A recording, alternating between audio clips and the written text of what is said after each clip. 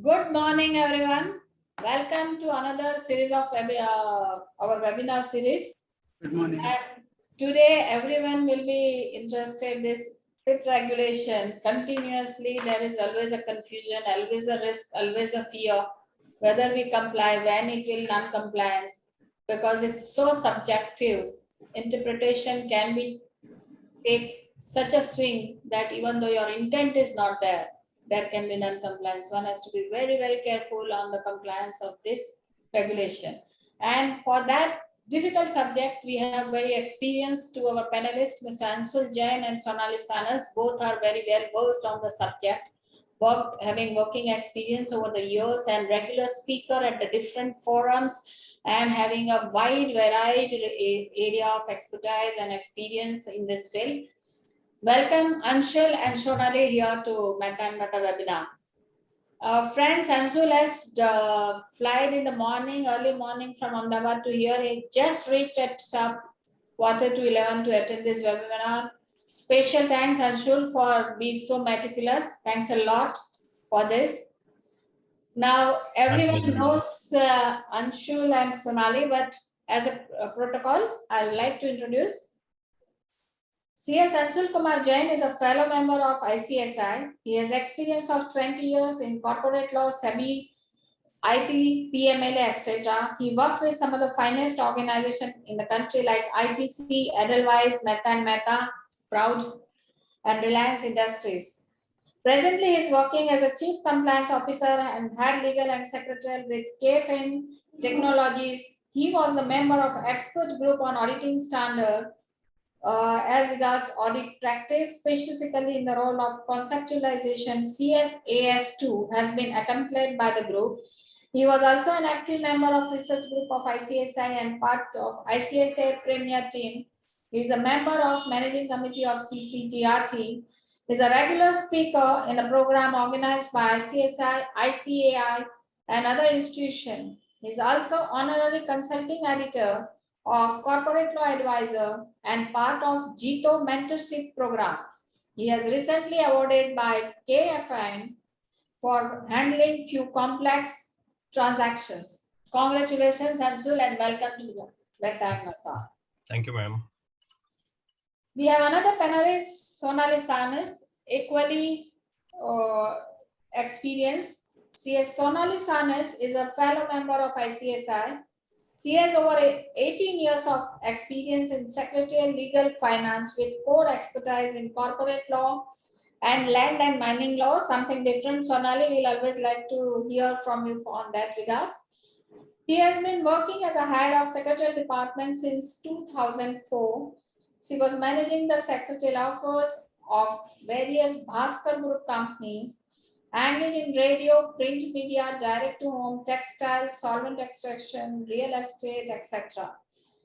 She also worked in joint venture of Bhaskar and Hathway as Assistant General Manager, Secretary Legal of Hathway Cable and Datacom Limited at Mumbai till September 2009. She was associated with Ispat Mittal Group as a Vice President Corporate Affairs and was managing secretarial and legal activities of the entire group. She is presently working as a President, CS, Legal and Strategy of Saurashtra Cement Limited. She is also legal head of the Mehta Group. She is associated with Mehta Group over 6 years. Welcome, Sonali. Friends. Thank you, ma'am. The topic is very interesting. I'll request both the panelists to have their few words on the topic. And to Mr. I'll request first and then Mr. Bala to few words, and then Srushti, you can start your presentation. So over to Anshul, then Sonali and Mr. Bala. Good morning, everyone, and thank you very much, madam. Of course, I won't call it an invitation because it's my own organization. I still feel so. I'm considering myself as a host only. Thanks a lot. And first thing that I am not an expert, because if somebody is claiming that who has become the expert of insider trading, then it's a wrong statement, I say. I'm also here to clarify my doubts only. So it's a complex subject and every time, every day, we learn something new in this, especially for me, because I am handling the PIT from two perspectives. One is from the issuer company side, of course, and also from the market intermediary side. So because I'm a market intermediary also, so I need to follow a schedule B, schedule C, both the things. And there the complexity, and in the market intermediary side, I feel more complex, how handling of this particular subject.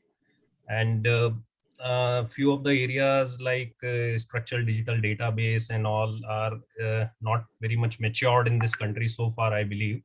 And then very difficult to understand the intentions of regulators also sometime. And few of the cases which has happened, even the Facebook like or connected friends and such kind of things also take you in the ambit of PIT, this thing.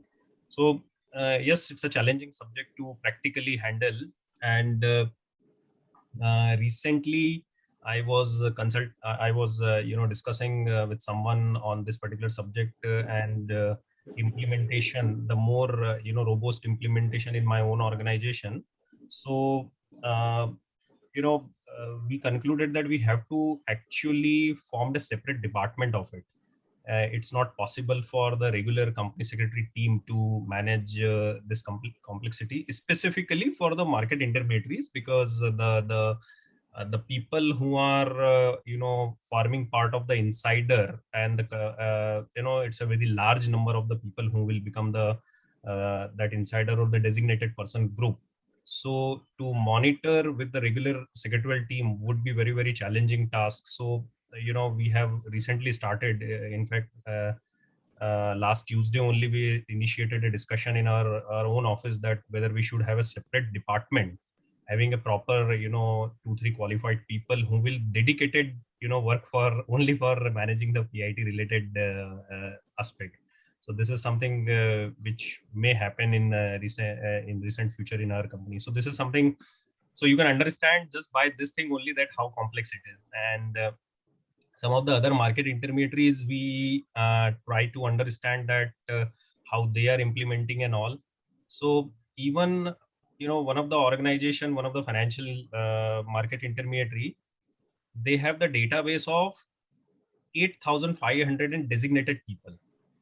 So you can imagine how to manage this on day in day out basis. Even in my company, I am having 5,500 plus designated people.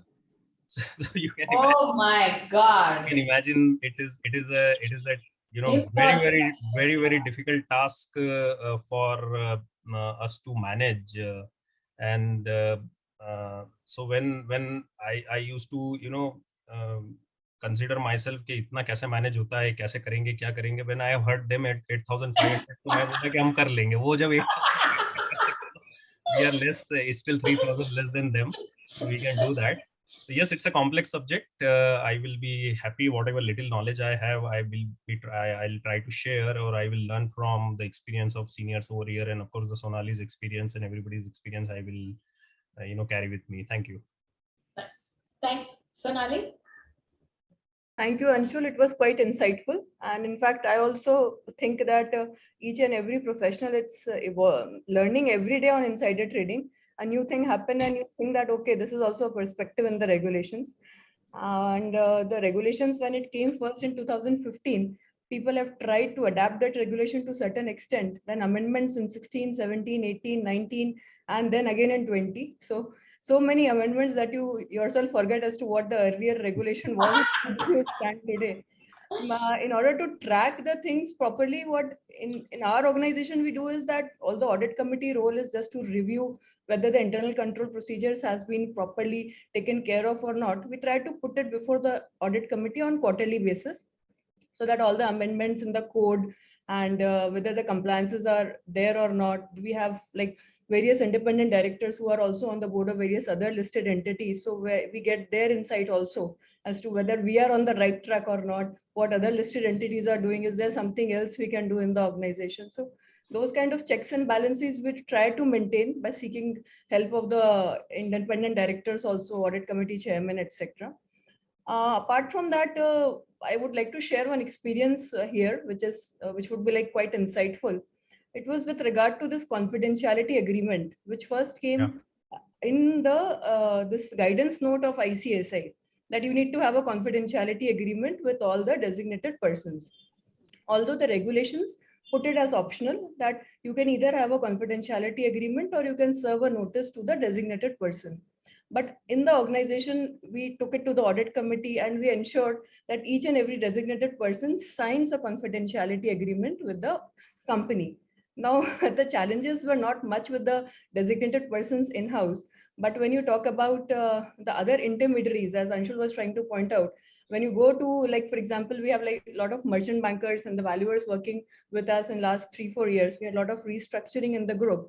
And when we tell them that we need a confidentiality agreement from each of your team member, that you will comply with our code. So they are like, nobody asks us all these things. Why you are asking us? So I said that, you see, our code of conduct, it's the prerogative of the compliance officer. You can adopt whatever measures you can in order to ensure that there are robust internal control procedures. And I need it. I mean, it's not something that which I would do away with like this. But yes, in some cases, I'm successful in getting it from each and every team member of the intermediaries. In some cases, we take it from the intermediaries as an organization. We ask them to put the list of all your team members as an annexure to the confidentiality agreement. Because at the end of the day, anything said, compliance officer is the person responsible.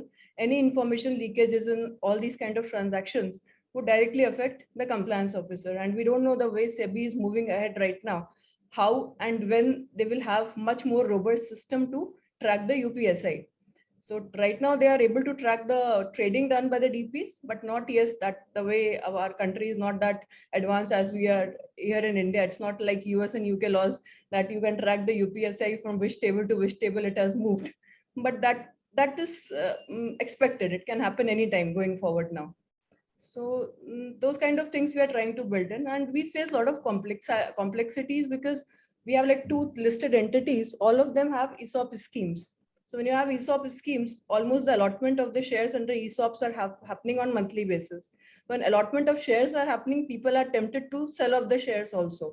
So at most of the time, in our company also, like twice or thrice, we have to go to that extent of imposing penalty. Even if whatever you train them, whatever you do, but it's like, okay, the market is very good today, let's try to dispose of the securities. So those kind of internal control measures has to be robust within the organization, because these things are bound to happen. I mean, going forward, it will only increase. It will not reduce the responsibility of a compliance officer that way. Right. Thanks, Sonali. Mr. Bala, your view, please. Good morning to all of you. I have a great pleasure in welcoming you all on my own behalf, but also on behalf of Mehta and Mehta. This particular subject, as Dipti has put it, we have 2 people who are actually having a very practical experience and insight of these things, which we can hear. But all said and done, whatever the regulations are there, even the well-known companies like Hindustan Lever or Infosys, etc., also we have the insider trading cases. I think many people would not have forgotten when Hindustan Lever purchased the share from Unit Trust of India at that particular time. They have heavily fined some to the tune of 8 lakh rupees at that particular time. Of course, Infosys was there, and again there was cases like Rakesh Agarwal and also Kishore Biyani, and all those cases we keep on reading. The question is actually, when you say prohibition of insider trading, what is prohibited? Is the insider who are there, who are working with the organization, they are prohibited at all in trading? Or if they are prohibited, and when you are talking about the what you call unpublished price sensitive information, what is wrong? Possessing is wrong, or using it wrong, or trading it wrong, or using it through somebody else is wrong? All these questions are coming. And again, as Sonali puts it, there are a lot of ifs and buts, a lot of nitty-gritty. How do we actually enforce? How will you do it? Because even in our own family, I do not know what is my brother is doing. Even there are family members who are not in talking terms, but the law expects that immediate, relatives details are to be disclosed. Actually, that is what it is given. How these are all is going to come. There are a lot of ifs and buts, And again, coming to the independent director who are not at all involved in day-to-day operation, they come only periodically, they attend the meetings and other thing and all. Although we expect their expertise, but when it comes to the control, when it is actually coming to the taking the responsibility, putting the system, etc., what can happen, what is their liability, etc., that is also questionable. There are cases, of course, Shruti will be discussing with us. So really speaking, this particular regulation is a very, very important regulation because market regulator wants to be, protect the people who are, hard-earned money, the small stakeholders, small shareholders' interest they want to protect. Whereas on the contrary, there are some people, not as I can use the word unscrupulous people who are having the privileged information, they are trying to manipulate the market, etc. You might be aware what happened to Satyam case. So much. Satyam case, if you see, it has actually started the shares at a particular cycle. Some 248, it was inflated to 480, again it was back. The cycle was keeping on repeating it. Finally, the company has actually collapsed. There are so many other things apart from this. So really speaking, these are very, very important regulations. We need to understand our professional need to be very clear on that. What is our role? And there need to be a system in place in the organization. The role of the compliance officer or the company secretary is actually becoming very, very important. It may be easy to enforce the system within the organization, but when we deal with the other people, I'm talking about what we call the people outside us to whom we are dealing, because we deal with the valuer, we deal with the auditors, we deal with the other experts, where the information actually shared with them, how we are going to have the control, how we are going to exercise, how we are going to improve. Those are all the nitty-gritties. As we go along, I think we'll get to the greater extent whatever the clarity is available. Regulators are doing our best, but anyway, it has to also come within the organization, within the people. That's what I would say.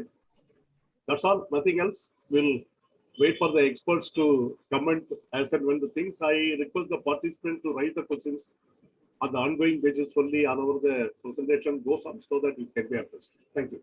Thank you, Mr. Bala. Srushti, you can start. All participants, you all can actively participate, raise the question in between so that at that time it becomes very interactive. It should not be one-sided. Thanks. Thanks, everyone. Srushti, you can start your presentation. Good morning, everyone.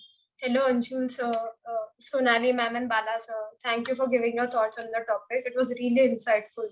So we can proceed further. Yeah, but so Srushti, some echo is coming in your voice. So take Okay, it. ma'am. And One second. Give me a second. Yeah.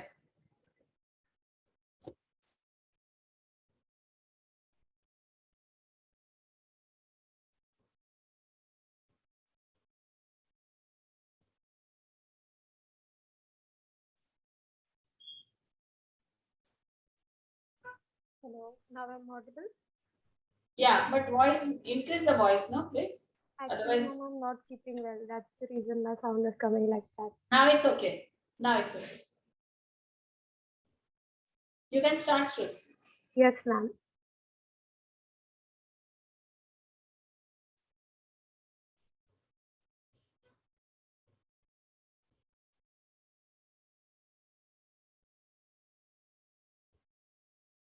So as we all know, insider trading has been going on as long as the market is working.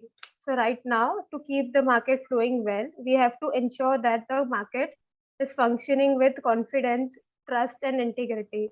So fair market will help us to ensure that there is no problem. Fair market can ensure that prohibiting, preventing, detecting, and there is no market abuse. So to make sure that the market functions well, we have to ensure that everything is in place. So let's go ahead. Srushti, be relaxed. We all are equally, all are students, so don't worry. Relax and talk. Yes, ma'am. Okay, yeah.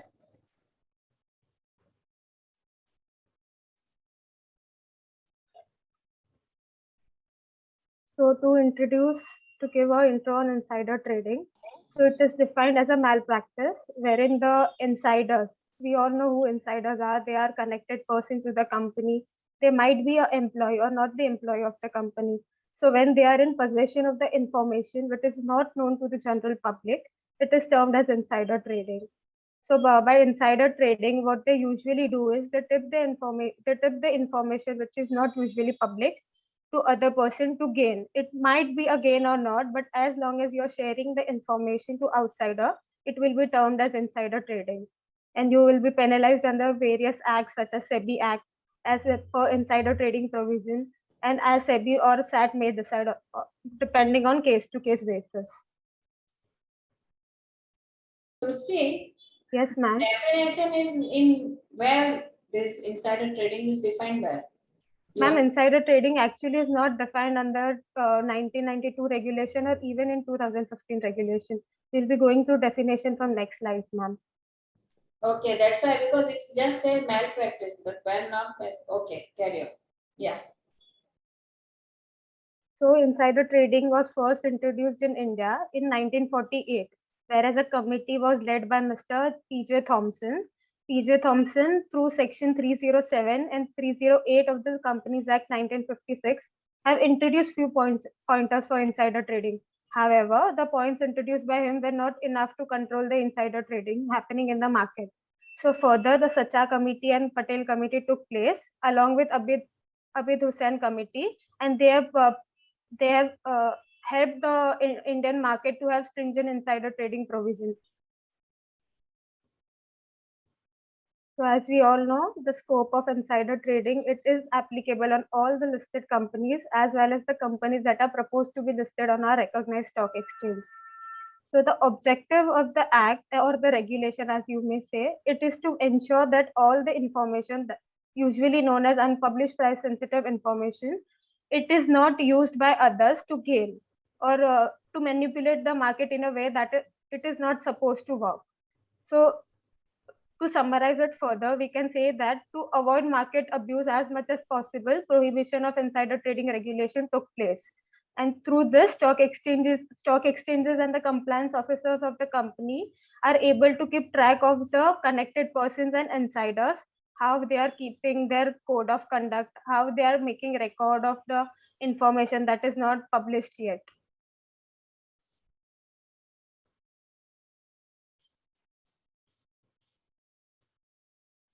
So as you can see on the slide, the term insider trading is not defined either under 1992 Act or 2015. However, insider trading refers to, as I've mentioned earlier, insider trading refers to trading or dealing in the securities of certain company. It may or may not be listed on the stock exchange by any person. They might be either an employee or a director, you can say, or a connected person, or any person who is having fiduciary relationship with the company. They might be dealing or trading in the security, or they might be even helping someone to trade in the securities. In such cases, it will be termed as insider trading. And on the screen, I've also mentioned the definition given by Patel Committee. It states that trading in shares of the company by the person who are in the management of the company or are close to them on the basis of undisclosed price sensitive information regarding the working of the company, which they possess but which is not available to others. So as stated, it says that the information is yet to be published or it is not available to general public yet. Defined, since it is not defined, there are a lot of scope to interpret in different way. Yes, ma'am.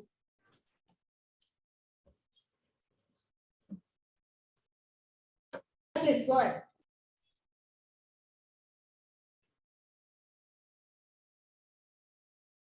So as we were talking about various terms, so let's go through them once before we go further with the provisions of the Act.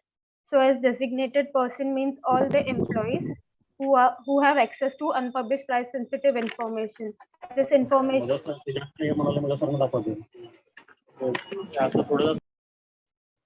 So let's carry on. Unpublished price sensitive information may be in any form, which we can in simple or a layman language be termed as information which is not known to the general public, such as dividend declaration, or if there is any merger, acquisitions, to which the conversation might not be known to the public but to the insiders, that is all the employees.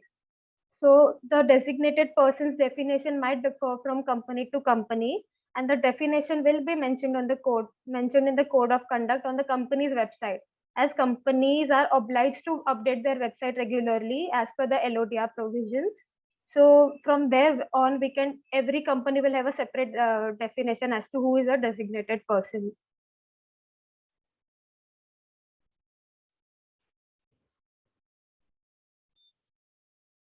So connected person and designated person might not be same, as someone might say that they are interrelated, but they are not. Designated persons are employee. Connected person might or might not be the employee of the company. So as per the definition, it means that who is in association with company. It may be directly or indirectly, or who were associated with the company during 6 months before the act took place, the act of insider trading. So such person may be associated with company in any capacity. So they might act as a director or as an employee or an officer or someone who is. Yeah, please. Sorry, ma'am. No, carry on, carry on. Or who holds the position as a professional or a business relationship, such as there is an auditor or that we have hired a marketing team. They might come under the point 3. Srushti, hold on. There is a question whether auditors are designated persons. Srushti, you mentioned there can be connected person. Panel? Yes, ma'am. Yes, auditor might be a connected person. Of course, why not? Yeah. Srushti, just wait. Panel, your views? Anshul, Sonali? Auditor basically is a connected person, and designated persons, until unless they are not defined, means auditor per se is not defined. It just says intermediaries. Word is used in the connected persons definitions.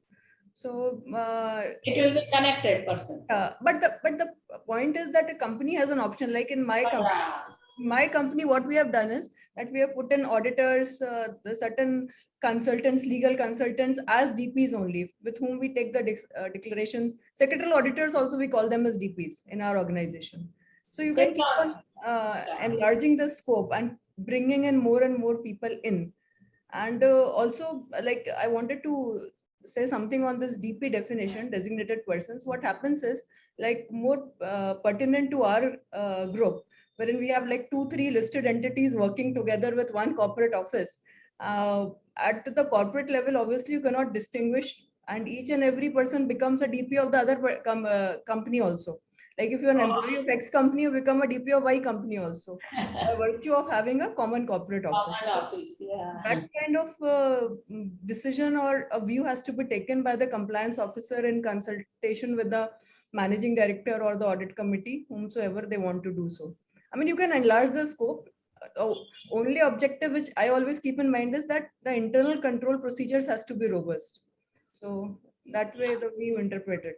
Okay, thanks. Next question is, does a person who is not directly or indirectly connected with the company or is not an insider but has material unpublished price sensitive information be deemed as an insider and his or her dealings is insider trading? Panel?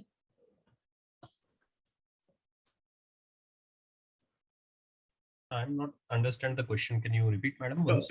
What exactly is the question is not It understood. says that if a person is not directly or indirectly connected with the company, Okay. is not even an insider, Okay. but has material unpublished price sensitive information, whether this person shall be deemed as insider and his dealing will be insider trading? So first question comes that how did he get that information? Yeah, how he got the information. That is the question.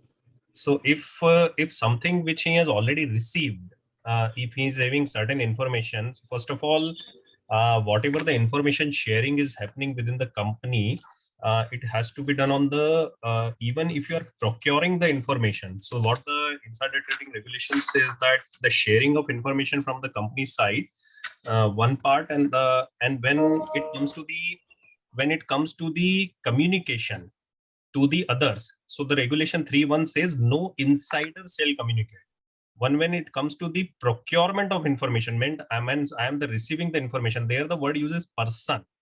Even regulation 3.2, it says no person shall procure. So there is no concept of insider. So if I'm procuring the information which is I am not intended to procure, Not for still, legitimate purpose, yeah. right, and not for this purpose. So then I'm still, means the action can be initiated against that person as well. So this need to know basis is very important in insider trading regulations, where the information sharing and receiving both has to be done on need to know basis. So in fact, I follow this practice very religiously. If somebody in some call or some information which is he's trying to share to me, if it is not related to me, immediately I cut that and say, this please do not share it to me, because I am not the intended recipient of this information. So because there the concept of insider will not come, there the concept of person will come. Right. So when you receive the information, it is person, procure the information, but when you deal, it is the insider. Right, Anshul? Right, ma'am. Okay, the next question is the information heard on the street could make the recipient an insider and is he prohibited to deal in the securities of listed company with the whom such information belong? So again, you want me to repeat? Information heard on street could make a recipient an insider. First question. And is he prohibited to deal in the securities of listed company with whom such information belongs? Again, it will completely depend upon the flow of the information, from where the information is flowing actually and how it is receiving it. So I think it's more depend on that thing rather dealing. So at least from this information, the first point of information, from where it is flowing, that is more important to get. Rumor and all those kind of thing, it's a different issue altogether. But if it is a some information which is not generally available to the public and you are hearing, then it's more on flowing of the information from which source to which source, and accordingly the decision is to be taken. Again, need to know will come into picture. Yeah. See, there are three things comes into the picture here. Once you say heard on the street, the question is whether it is actually a rumor or whether it is unpublished price sensitive information. That is the thing. If it is a rumor, nothing. But if it is really a unpublished price sensitive information, then it cannot come unless until the insider or connected person actually shared with it. The problem starts from there. So you have to actually find out how the information has come, who's the insider or who's the connected person shared with it. Then the consequences will be, both will come under the problem. They will be attracted, the regulated with a really a price. May I share something? Yeah. Once if the person has received any information, we first have to ascertain whether he has dealt in that information. That means there is an insider trading that has happened, and if he is found guilty later on, the onus of responsibility lies upon him to prove that he is not an insider. So these all factors first, even if he gets an information, he has to further deal in that information to become an insider. That is what I feel. Correct. Dealing is important, because just to receiving the information, keeping quiet is not attracted to anything. But what is actually coming is making, undue profit or making undue advantages of the using that information. That is what it matters. That is right. Anshul, your inputs, because the point is actually in certain cases, even though gain is not done, Yeah. and still the Sebby has taken as an insider trading. And also as regards, this is my understanding or knowledge, and I think sharing or obtaining the information is also concern. Anshul, your view, and Sonali, your view?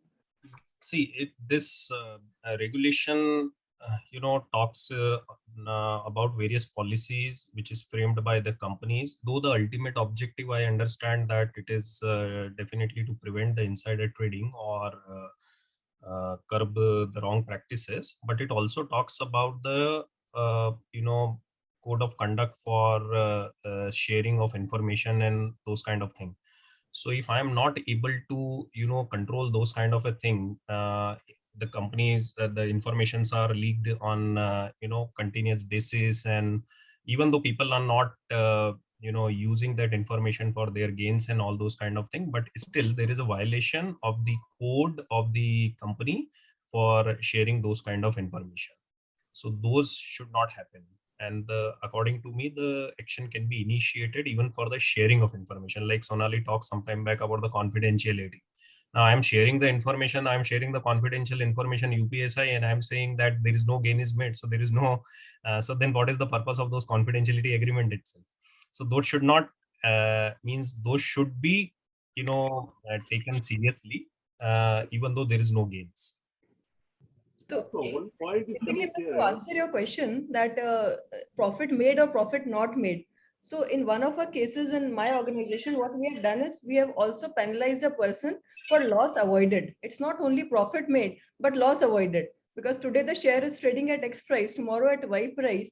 Had it been the person had sold the shares at later date, the loss would have been more. So that concept also is there in the codes of many of the entities, wherein the loss avoided is also penalized. That is there, but one thing comes here. Very unfair, isn't it? Loss avoided. That is, you don't take any action. You sit tight on your shares. So even without taking any action, you are culpable and guilty. You are culpable and guilty if you do certain action within the certain terms which has been defined in the code, like the window is closed. So window is closed, there are two things. One is a general fine applicable when window is closed. Secondly, the profit made or the loss avoided when you traded when the window is closed. Or for example, you traded in any quarter for a value of more than rupees 10 lakhs. So you traded in for rupees more than 10 lakhs is one default. Then by virtue of doing so, how much profit you gained or how much loss you avoided. So that is the assessment which a compliance officer has to do in order to give it. No, Sonali, how do you mean? What do you mean by loss avoided? That means, see, he has some shares. He has information that the price is likely to go up, whereas the market feels that the price is going to go down. Correct. So he sits tight on his shares. Is this something punishable? No, not that he sits tight on his shares.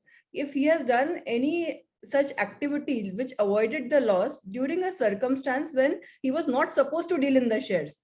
Like could you give an example? The shares for more than 10 lakhs. And no, yeah. Could you give an example? So lately in our organization also the same thing happened. One of the persons, he traded in the security when the insider trading window was closed. Okay. And he did a contra trade also. So when you do a contra trade, that time it becomes more applicable, because in contra trade, what happens? You purchase the security, you sell the security, and then you purchase, you sell. Up to 6 months, you can not sell the security once you have purchased it, except in the case of ESOPs, it is applicable. So when you purchase the security and you sold the security within a period of 6 months, and then the price you see that what is the difference of the purchase price and the sell price, then the quantum of the loss avoided is calculated. So this happens when you do these kind of contra trade, it becomes more applicable in the case of contra trades that very recently we have done in our organization.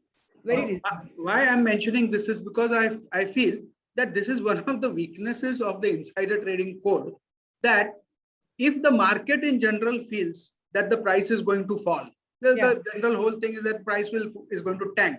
But you have insider information that we have entered into a terrific contract, which will be announced in a few days. You have shares and you do nothing about them. You sit tight. I think this also is insider trading, but there is no way you can penalize the person. Correct. Huh? Because normally punishments go on the basis of actions and actually, not inactions, which is in violation of the code. Basically, once in spirit, Sonali, in spirit it is violation of the code. You have information that the prices will be going up. The market generally feels that the prices are going down, but you sit tight. It is insider information that you have, and you have acted, or rather not acted. Inaction has been. So this is one area I think where some research needs to be done. Anshul? Sir, already code is so complicated. Don't have ideas. Right. So anyway, to answer your question, like for example, if you have a UPSI, you know that your company is supposed to declare a bumper profits for this quarter. Okay. Yes. And you have certain shares, and your means your friends, they are selling the shares of your company. You are not selling it. Okay. Yes. Yes. But that bumper profit effect would be up to certain extent. Like for example, from 31st March of that particular quarter and up to 2 days from the date of the board meeting in which you announce the results, the trading window is already closed. You cannot trade any which ways. So you are not trading in the shares. On 29th of March, you could have traded, but from 31st of March till 2 days post closure of trading window, you are not trading into the securities. After that, you become as common as the other people. And even if you would take a decision of selling the shares or purchasing the shares, it would hardly impact the share prices. So that is how some checks and balances are there in the code. I agree with you. It's not 100% the way it should be. But as Anshul also pointed out, it would have become more complicated and nobody would have complied. Yeah. Okay, there is another question. Any paper or information not properly disposed or shredded and comes in possession of person. Again, procurement. And again, whether price sensitive, from where and how it is obtained.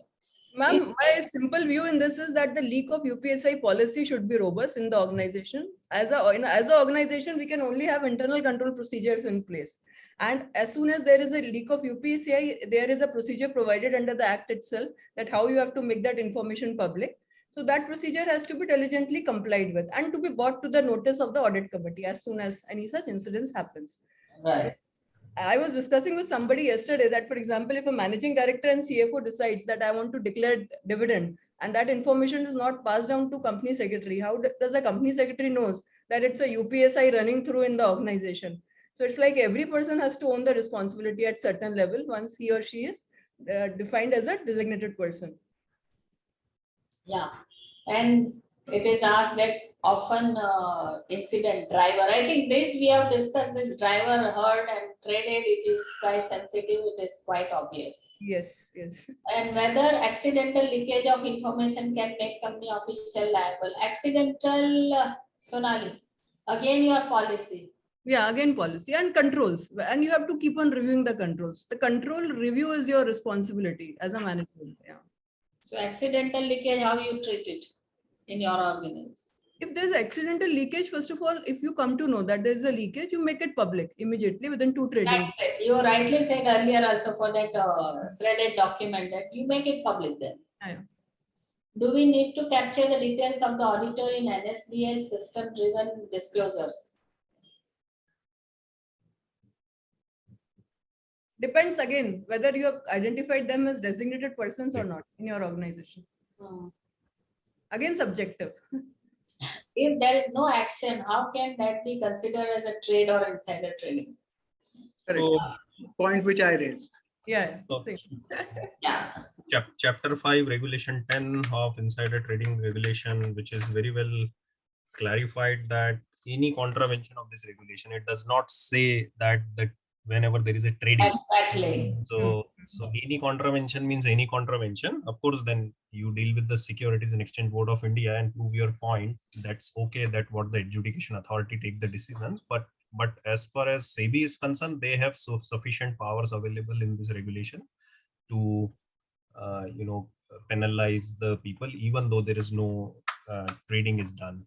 That is true, but the thing is, when the trading takes place, the things comes into the light. When nothing takes place, it is very difficult to find out how the contravention has taken place. It is very difficult to prove it. It is also in the paper, but the thing is, action only proves it. If there is no action, the proving becomes very difficult. Then it becomes sort of a... Now, compliance officer has the powers to close the trading window as and when the compliance officer deems fit. So any such information which the compliance officer thinks that people may take a position of not trading or trading into the securities, he or she can very well close the window. In fact, one of the matters in our organization only I recall right now that we had this merger schemes, and the day the board decided to take up the merger, that day we were not very much sure that how long we have to keep the trading window closed. So we have not opened it till the time the valuation and all the reports are not filed with the exchanges. So at one point of time, it was closed for entire quarter, in fact. So those kind of things, I mean, the compliance officer has been empowered by the court and they can take the decisions. Okay, Sonali, thanks. Okay, Srushti, go ahead.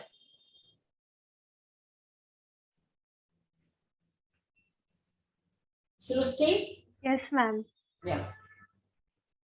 So the definition of unpublished price sensitive information is mentioned over here, which we have discussed this numerous times. That means any information that is directly or indirectly related to company or its security, which is not generally available to public.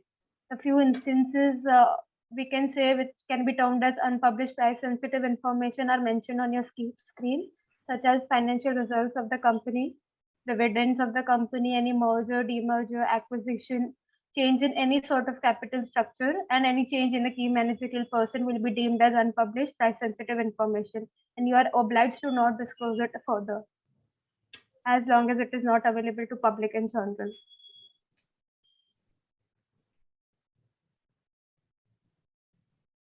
So the definition of insider means any person again who is connected to the company or has any access to unpublished price sensitive information. This means that he owns the information and he might or might not share it further. And we all know unpublished means any information which is not known to the public or its agent and it is not specific in nature. It's very, Srushti, take it. It's very clear if it is says that it is clear that anyone who owns or have access to UPS to be considered as an insider, regardless how such person came in possession of such information. So there were questions, so they said how you receive it's different, but if you are in possession, you are insider. Yeah, unpublished means. Okay, Srushti.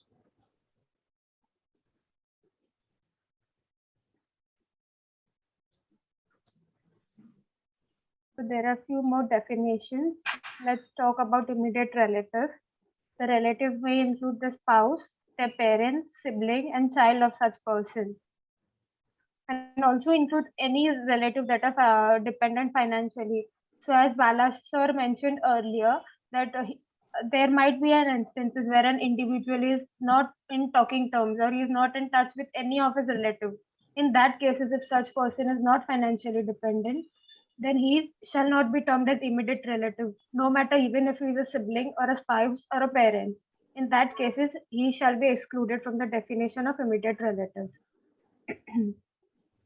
And again, but a spouse is always considered as financial, whether it is financially dependent or not. It is always considered as immediate relatives. So right. I think that Manapuram case is there now, where the managing director, the chairman wives traded in the securities, and then it was held that she is not financially dependent, but the Sebby were told that the spouse, no matter what, shall always be considered as financially dependent. Shall always be considered the immediate relative for the purpose of this code, irrespective of their dependency on the person. Insider. So let's talk about promoter. So promoter shall have the meaning as it is assigned under the issue of capital and disclosure requirement regulation. And securities of the company includes equity share, non-convertible debentures issued by the company, along with the interest, if there is any.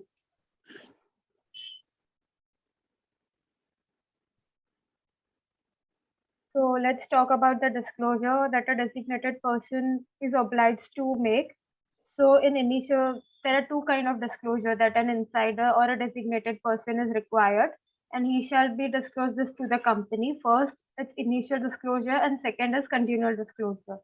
In case of initial disclosure, they have to disclose their information within 30 days of this regulation taking effect. And this is to be done every year, that is annually, and it is to be disclosed. This might be annually or not.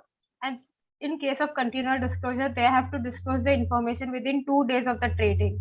In such case, the designated person shall inform to company secretary or a compliance officer of the company, and compliance officer is under a requirement to disclose the same to the stock exchange where the securities of the company are listed.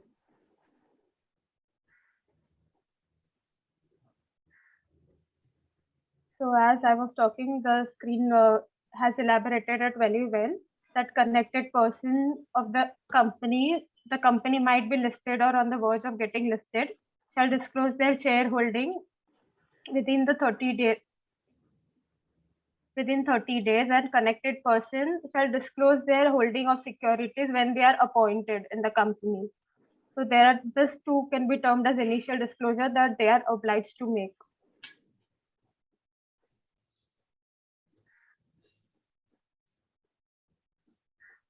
In case of continual disclosure, every connected person.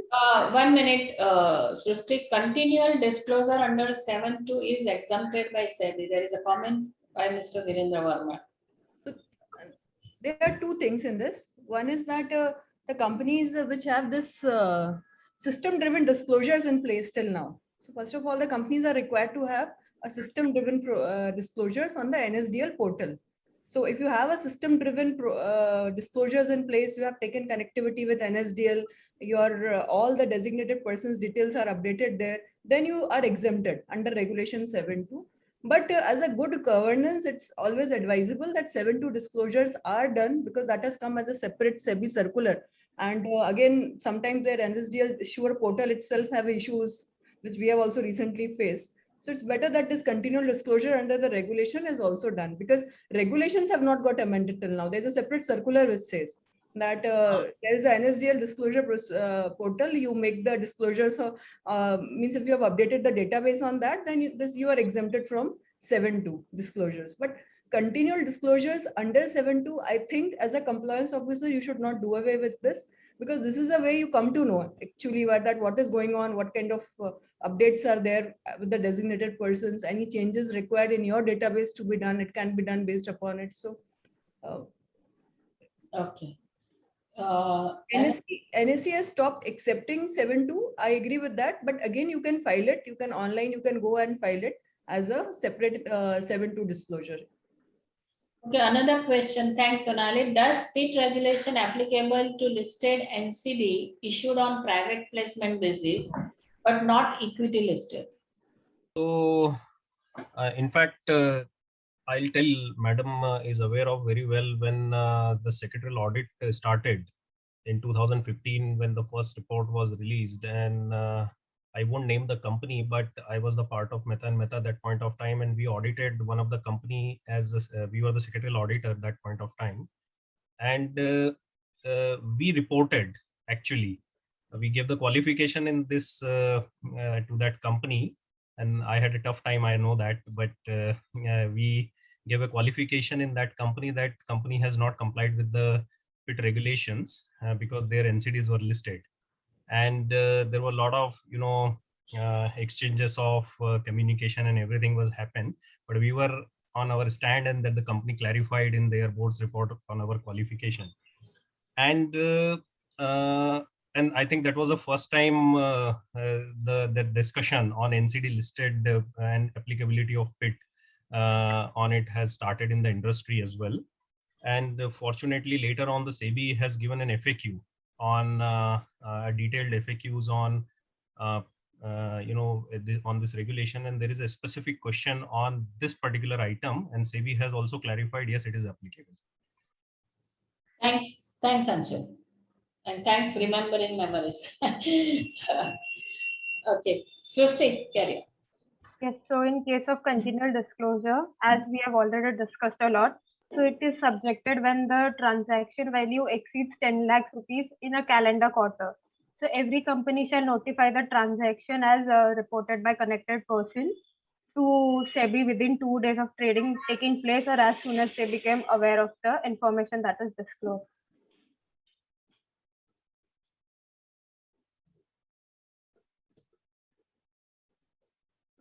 So disclosure and corporate governance, as we all know that we have different laws in India. So as per corporate governance, we are also obliged to make disclosure. In such case, the disclosure has to be made by any person, including even if the trading has been if the trading is done by their immediate relative, or such person on whose behalf he is taking trading decision. The disclosure shall also include any trading in futures or options or derivatives. The disclosure shall be made.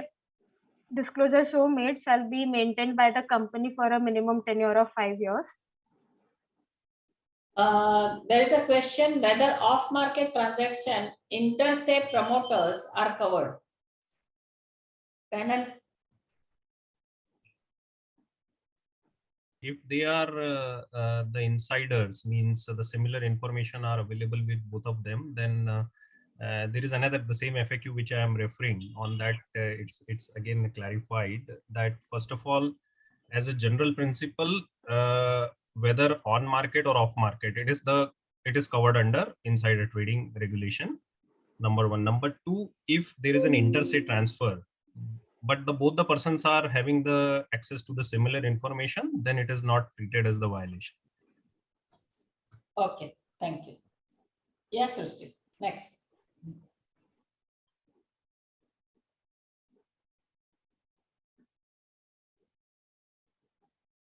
So as we are going on the topic of disclosure, this is the point that has to be covered while a designated person is making their disclosure to the company. So the disclosure made shall include the list of the immediate relatives, the contact number or a phone number through which they are active. That number is active. The designated person shall also state the designated person shares their financial relationship. They might be an immediate relative or not a relative. And in addition, they have to name the educational institute from which they have graduated, or if they are pursuing the degree, then too they have to maintain the details and mention it to the company about the institute. This name of education institution is something. My goodness, we must have a reunion continuously for all education institutions for that. Yes, Srushti, carry on.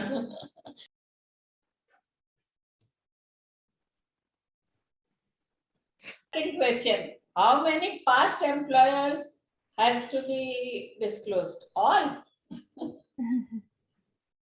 Yes, all. Yes. Okay, carry on, Srushti. So as we have mentioned code of conduct a lot of time, so let's go through what code of conduct shall be included for the company. So the code of conduct may be decided by the compliance officer and which shall be reported to board and audit committee at a regular interval, and the same shall be updated on the website of the company.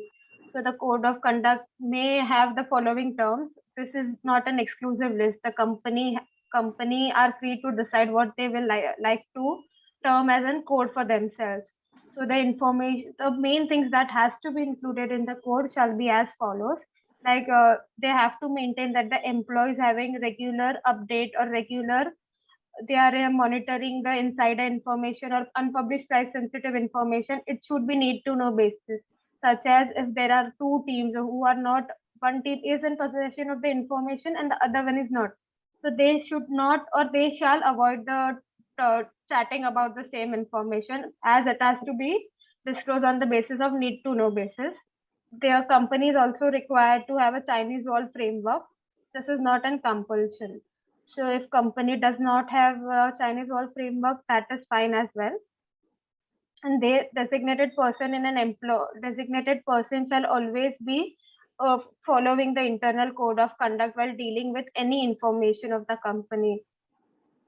And they are obliged to execute it only after the approval of compliance officer.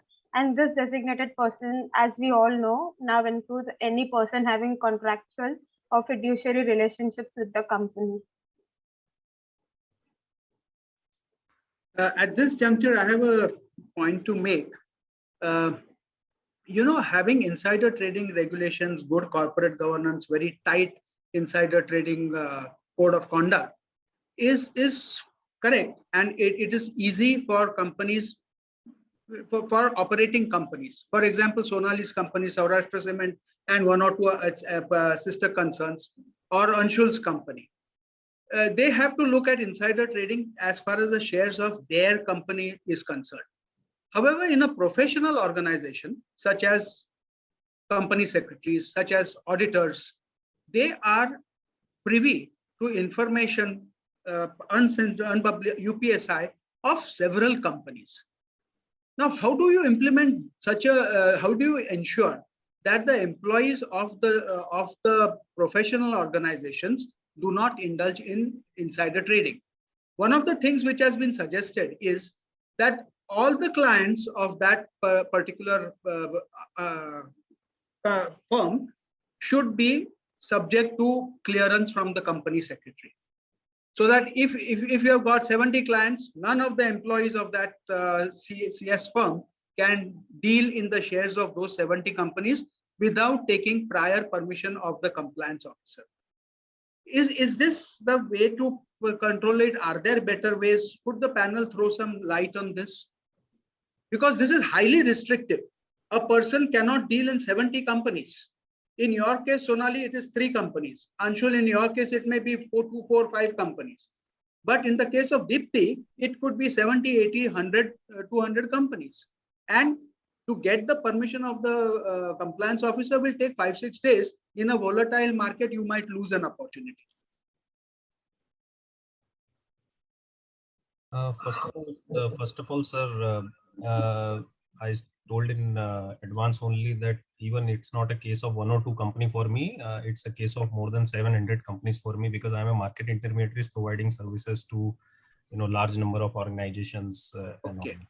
So that's this kind of challenge we also face, but it purely depend upon the how efficient the. Now, when I talk from the market intermediary perspective, so I'm changing my shoes.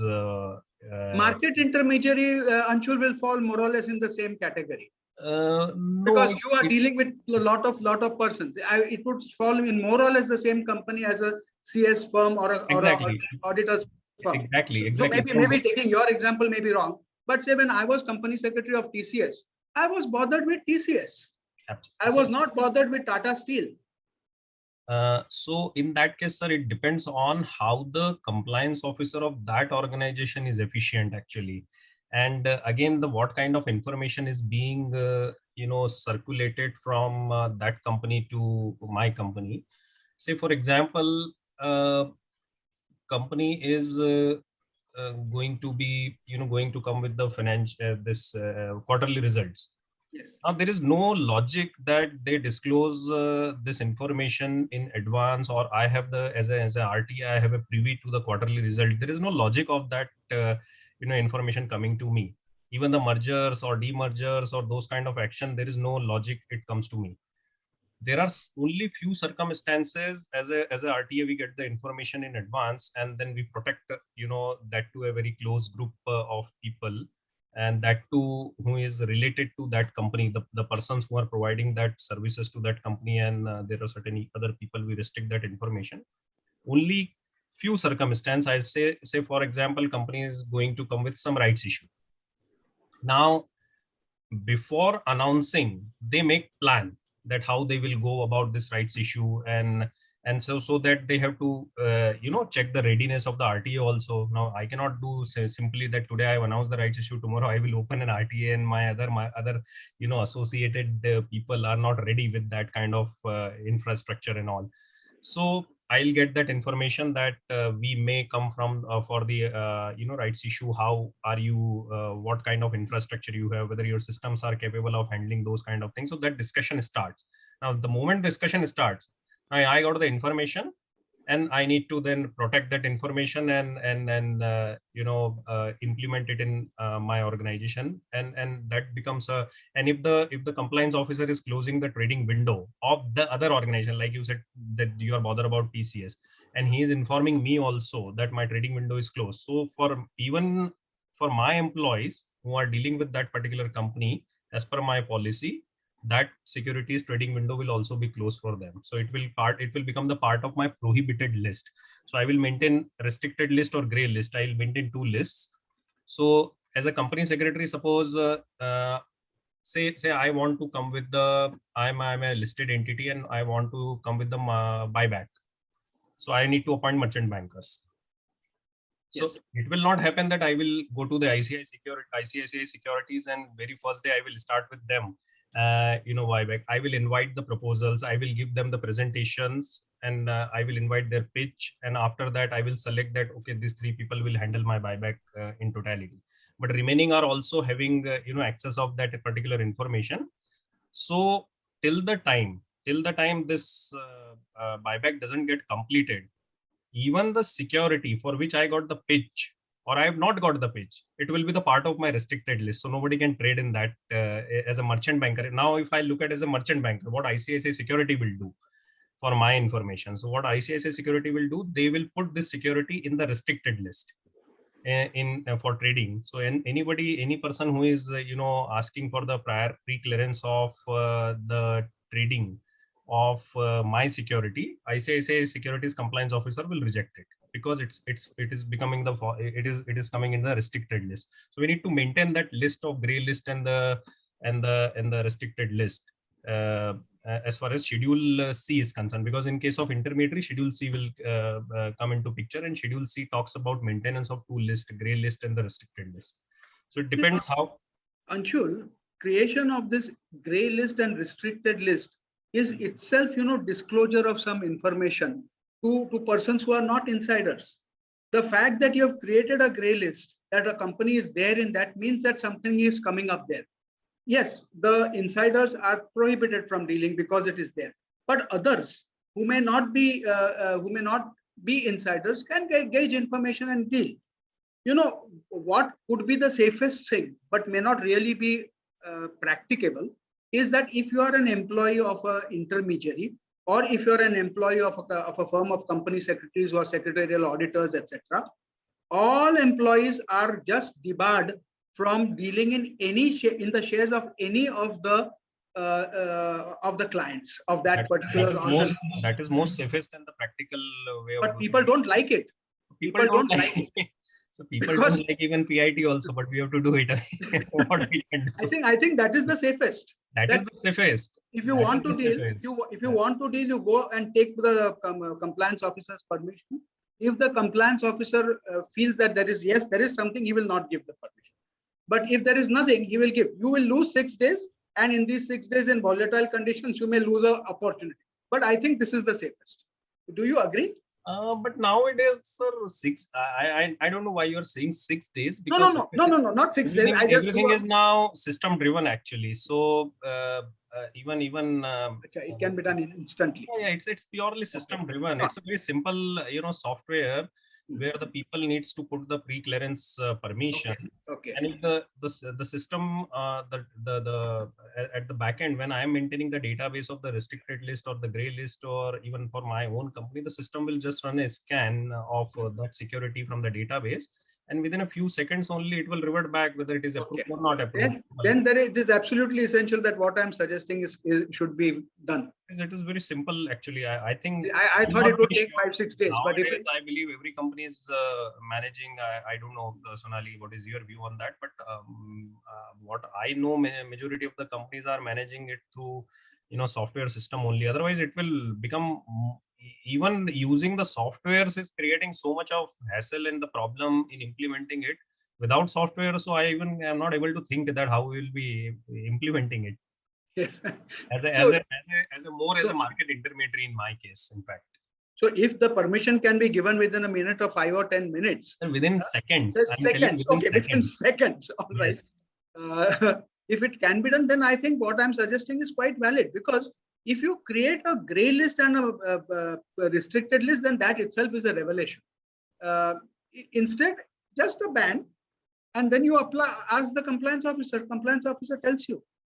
But sir, for smaller intermediaries, it's okay. But when you talk about big fours, for example, you talk about Deloitte, you talk about PwC, you talk about EY, that you are restricted in trading in securities of any of the companies of the clients, then what will happen? I mean, Sonali, let me hold you there. One of the top leading lawyers firms has prohibited all its employees from investing in any shares other than in mutual funds. You cannot. That can come as an employment condition. Yes, it's an employment condition. Correct. It's an employment condition. You can invest only in mutual funds. That's all. Yeah. And yes, as it is an employment condition. If you want to join my firm, you have to get into this restriction. Okay, there is a Okay, question. sorry, taken too much time, but I thought that was a Yeah, the term trading has been stretched to even creation, release, and revocation of encumbrance. Request a view of the panel. How relevant encumbrance inclusion in trade? Again, Sebby has, in fact, in the definition itself, they have given some notes in that they have mentioned such as pledge or even the FAQ which they have released. So they have categorically said that the trading would include, because it's an inclusive definition, first of all, so it covers a lot of things. And one of the word uses dealing. So they said buying, selling, dealing, so the dealing is having a very Why? very huge consequences. The word is very wide actually, and then in the FAQ also Sebby has very categorically says that trading would include creation, invocation, or a revocation of pledge. And in fact it also so it becomes a trading, even the contra trade and everything will become applicable to pledging as well. Only thing which is exempted Yeah. here is invocation. Invocation is exempted when done by any of the financial institutions or banks, etc. Revocation, release, and creation still gets covered under the insider trading, because invocation happens on default of a customer. So that is not within the preview whether it will be happening within the trading window closure or outside the trading window closure. But rest, yes, everything is covered. It's as good as trading in the securities. Yeah, whether we like it or not, it is part. No? Yes. Now, next question. Please brief on Chinese wall framework. How to implement? Chinese wall framework, as far as listed entities per se are concerned, means only those who are not the intermediate. Is still a simple thing to do, but to implement the Chinese wall kind of thing in a market intermediary is very, very difficult. So even see in my organization, what we have done, we have created a separate floors for the people who are working on the corporate registry side. Corporate registry means the team which is taking care of the all issuer services business. So they are managing the entire stuff from the separate floors. So even nobody can enter in that floor. Nobody can, even the authorized people only can go inside that particular area. And again you see that how the information in your organization flows from which source to what source. So you should manage in such a way that the Chinese wall, it does not mean necessarily that you create some kind of a wall kind of a thing or something like that, but it's more on the system, actually what kind of system you follow for protecting of the information from one source to another.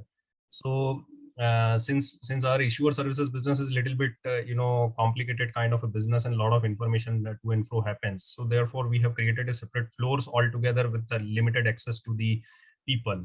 And even though there are certain segregation was done based on the companies, say there are 20 general managers who are handling 10 companies each, for example. So even there is a separate area for all the general managers that is created, so that the information, because in a one floor 200 people are working, so that even while their communication, while they are talking, the information of X company should not reach to Y company's general manager. So it is your system, first of all, what kind of login information you have given to them while managing their day-to-day operation, and also while communicating with each other, even sitting in a common office. So we have created there we have created a walls kind of a system where each team are sitting in the one particular area, which is very well demarcated, so that the information flow should not happen. So it depends how you manage it, more from the system point of view, and then secondly, of course, the physical area segregation point of view. And as far as secretarial team is concerned, which is actually handling a lot of information from various different sources, for say for example, our business development team is coming with a new idea of a new proposal for a business. and there is a discussion which is going to happen with some of the, say some companies used to have the business development committee or business strategy committee or some kind of committee, which is also managed by the secretarial team.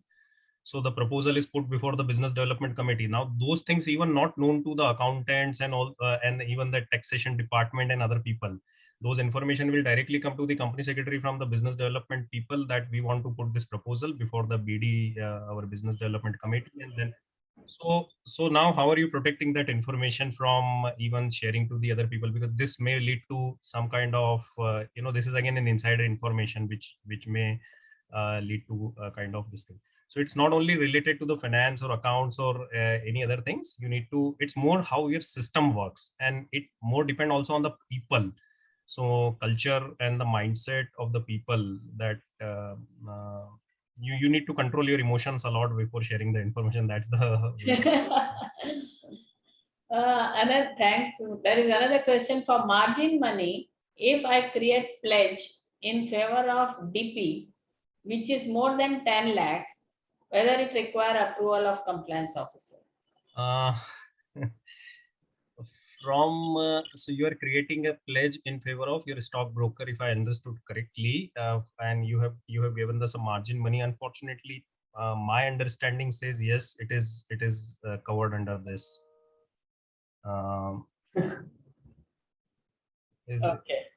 Okay, thanks. Okay, Srushti, go ahead.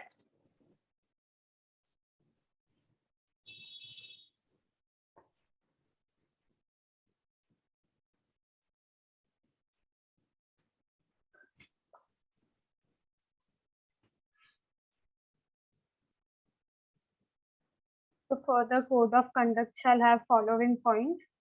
As Sonali ma'am mentioned earlier, that a trading window shall be closed when compliance officer is suspecting any sort of trading, or he can even close the window when he deems fit. And the timing for reopening shall also be decided by compliance officer. For a restricted list, as panelists were discussing earlier, it shall be maintained by the compliance officer, and he shall approve the trading after receipt of declaration only if it is needed. It is not a compulsion that while approving a trading plan, compliance officer shall receive a declaration. So as it is mentioned that if it is needed. And code of conduct shall also include the following point. As we all know that once the trade plan is up, once a trading is cleared, then the designated person or an insider is under a obligation to execute the trade within 7 days. And if it is not followed, the code of conduct shall further specify what action might be taken against him. And there shall be sanction and disciplinary actions if any of the designated person breaches the code of conduct. And as and when there is a breach, it is the duty of the employees or moreover of a connected person or an insider to inform the board as soon as possible. Srushti, one is informing the board, then applying the penalty and depositing it with the Sebby Insider Trading Protection Fund. Yes, ma'am. This question, what is restricted list? Very subjective, again very subjective to the company and in accordance with the insider trading code of the organization. You only decide. Liberty is yours. It's a restricted list of the securities, not only yours, even for the other companies as well, where Whose information? you you want to prohibit your employees or taking into the position in that particular company. So you are talking to a company for proposed merger activity, suppose, for example. So that company security may fall into the restricted list of your employees, for your employees as well. So that becomes a restricted list for you. Okay, thanks. Srushti, go ahead.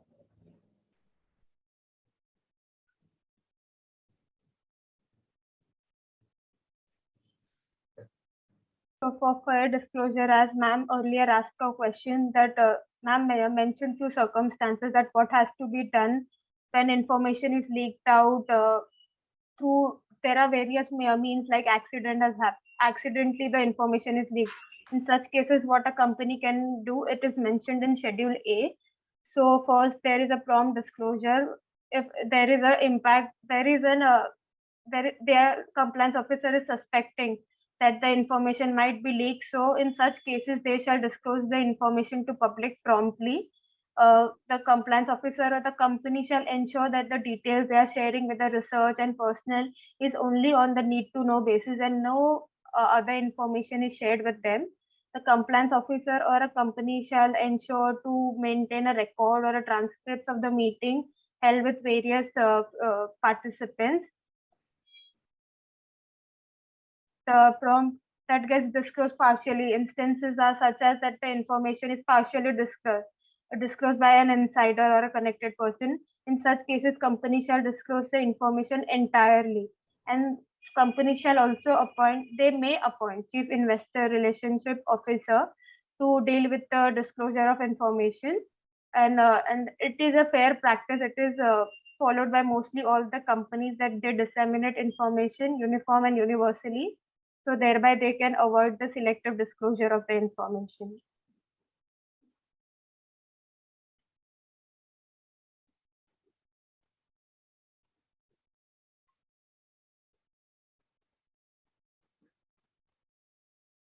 So the penalty provisions, as is mentioned on the slide, that the Sebby may issue the following direction if they suspect any violation. They might direct the insider not to deal in the securities. They might prohibiting the insider to deal in the market in any ways, and they might even declare the transaction in security as null and void. And they may restrain the insider to communicate or counsel to any other person to deal in securities, and to direct the person who have acquired the securities to deliver the securities back to the seller.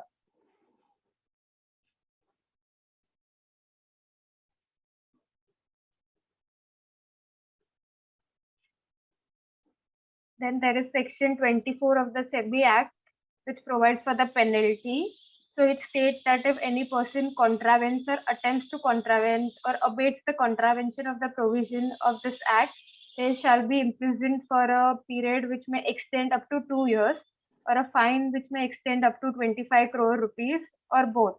And even further, if any person fails to pay the penalty imposed by the adjudicating authority, he shall be further punished with an imprisonment ranging from 1 month to 3 years.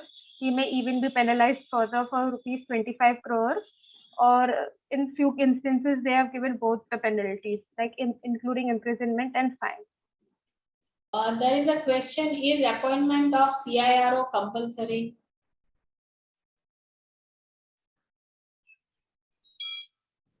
Not compulsory. It's not compulsory. See, it all depends upon the organization, what sort of the control they want to take, how monitoring they want to take. Because law doesn't say it is a compulsory or mandatory, it is up to the organization to decide. Compliance officer appointed under the code is compulsory. Yeah. Maybe CS or a non-CS, but CIRO is not compulsory. Okay, thanks. Next, Srushti, go ahead.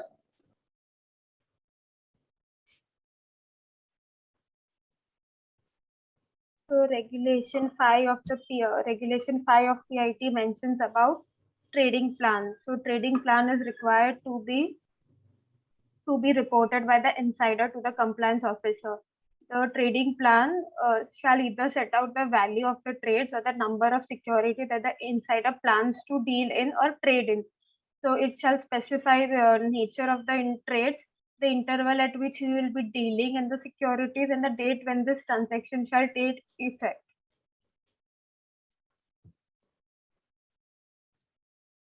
Sonali, if a trading plan is given, and one of the he puts dates that I will be selling on so and so dates, and then it so happens that one of those dates comes within the window closure period subsequently, what happens? It still he can trade. He can still trade. Okay. Because of the initial disclosure that he has made. Yeah, and also, yeah, from the date of approval of the trading plan up to 6 months he cannot trade. After that he can trade as per the dates he has provided. Yeah. Irrespective of window closure. Yes, yes. So the trading plan shall be included or followed as per the following. Firstly, the compliance officer will approve the trading plan as provided or disclosed by the insider. And as Sailesh sir was asking earlier, it is mentioned that plans once approved shall be executed. So it becomes irrevocable. So no matter if the trading window is open or closed, they are obliged to go as per the plan they have discussed themselves. The compliance officer is under the requirement to disclose the trading plan to stock exchange. The trade plan disclosed or given to the compliance officer shall be for a minimum period of 12 months. And the trading shall only be commenced, as Sonali ma'am mentioned earlier, that it can be commenced after 6 months of disclosure to stock exchange. So before that, the trading plan shall not come into the action.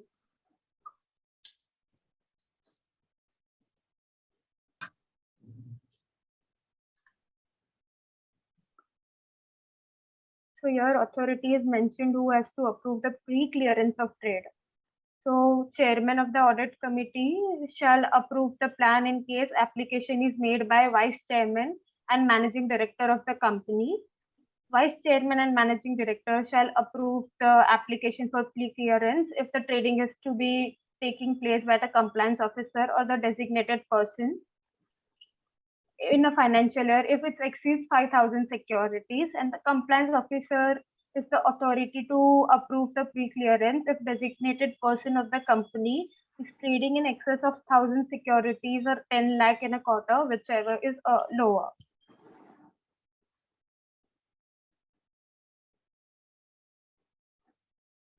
So procedure of pre-clearance is visible on your screen.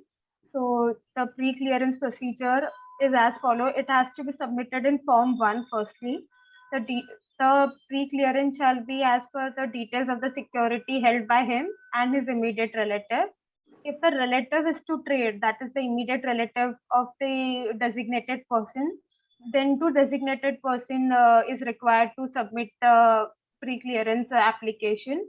The pre-clearance application shall also mention number of security that is to be traded and such other information as may be required by the compliance officer or as mentioned in the code of conduct of the company.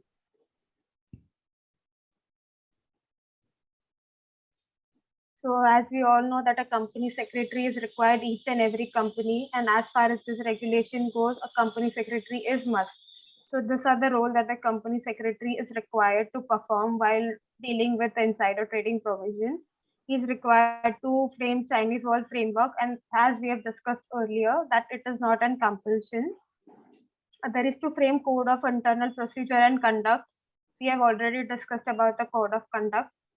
To frame and monitor adherence to the rules of price sensitive information and receive initial and continual disclosure, to ensure that computer data is adequately secured, and to keep the record of the closed period and a trading window. So to summarize it further, we can say that company secretary shall ensure or adhere to what the code of conduct is of the company. And as far as these designated person are following code of conduct, so we are good to go and there might not be the violation of the regulation.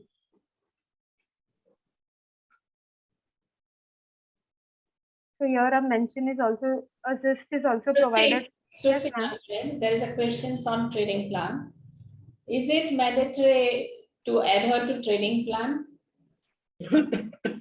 I think Srushti has already answered that. Yes, it is. It is. Is it trading not made as per the trading plan? What is the penalty?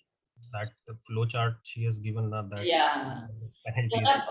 Can a person deviate from trading plan due to unforeseeable circumstances? Subjective this thing, but unforeseeable circumstance. If of course there is no, I don't think there is any provision in the act which talks about for trading plan. Even somebody who is traded, contra trade who has done, and the compliance officer is of the opinion that some genuine reasons are there, even compliance officer has the power to give some kind of relaxation to that person. But in case of trading plan, I don't recollect any provision is there in the regulation which says that due to some other circumstance you can deviate from the, you have to mandatorily follow it. Yeah, it's mandatory. Yeah. This is also my interpretation. It's mandatory. No. Yeah, exemption. even mine also, this is the same. It is mandatory. I'm just imagining a situation if the security trading of the company gets suspended, then it's a different issue altogether. That- What if the person dies? Person dies. But is the- here it is not, I have decided, it is compulsion by law out of my control. So, Correct. That I think that is the way we can put it. Yeah. So if the person dies, what happens, Sonali? Is binding on his here, it could be a problem. then where is he? Is not there. So where is the question? Is it No, but then maybe it's binding on his success. I don't know. I would not. One question here. Is a trading plan always for selling of securities, or it can also be for buying? Buying also. Buying also. Is it mandatory for MD, CEO or CFO, and CFO to trade through only trading plan having perpetual UPSI? Perpetual UPSI, it's again, yes, there is always a challenge because managing director or CEO, CFOs, those kind of positions, they are always having some or other UPSI. Correct. So definitely they cannot trade, that's the law. So, and that is where the trading plan actually, it comes into play, where they can use this trading plan kind of mechanism for dealing in the securities market. But it is not mandatory. Trading plan is completely optional. It is not mandatory at all. That they have to do like this. But if no trading plan is there and they are having some kind of information, always they are carrying UPSI, then it's not possible for them to even deal in the securities. This it is mentioned that it is not mandatory in regulation, but this can be mandated by COC. I don't think code of conduct can tell the people. Yeah. Code of conduct cannot take this view. Yes. Code of conduct can give the option, but it cannot give the mandate to the employee that you have to have trading plan. Yes, Srushti, go ahead. So here a stakeholder relationship comes into picture. So as we all know, stakeholder relationship is required when any company is having more than 1,000 of shareholders, debenture holders, deposit holders, or holders of any other securities of the company. So that stakeholder relationship shall be consisted of 3 directors, out of which there shall be 1 chairperson and 2 directors. The chairperson is required to be a non-executive director, and out of the rest 2 directors, 1 shall be independent director. And the committee shall meet at least once in a year. So the focus is mentioned here on at least, which means that the committee, if wish, they can meet as and when they require, but 1 meeting in a year is a compulsion.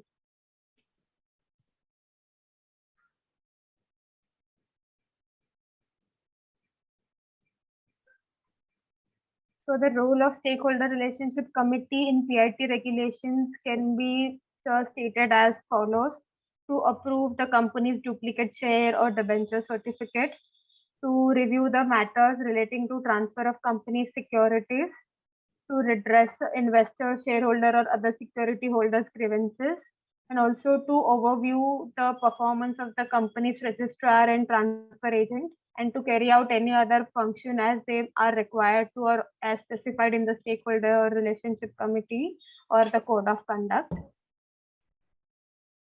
So it should be at least once in a quarter periodically. That will be better, because once in a year means, whatever the issues, etc., you cannot discuss everything at the end of the year or something like that. That cannot be the case. All these are not the part of the PIT regulations, Srushti. All these are coming from the LODR regulations, actually, the role of stakeholder relationship committee.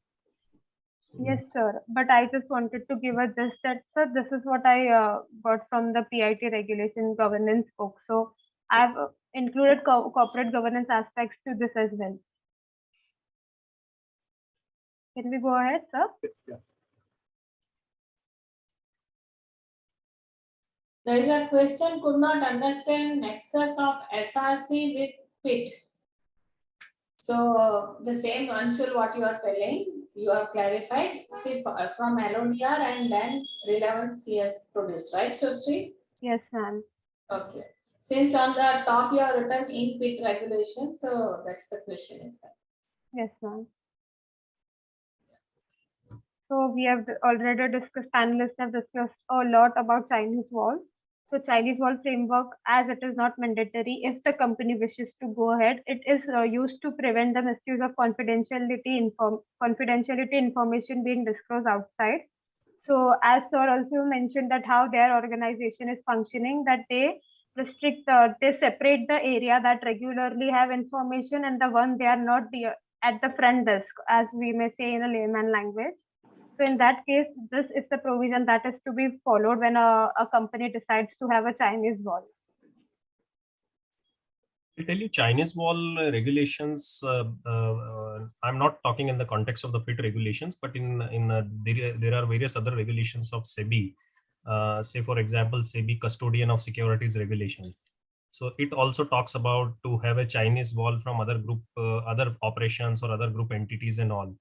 So I had an experience where we applied for the custodian license.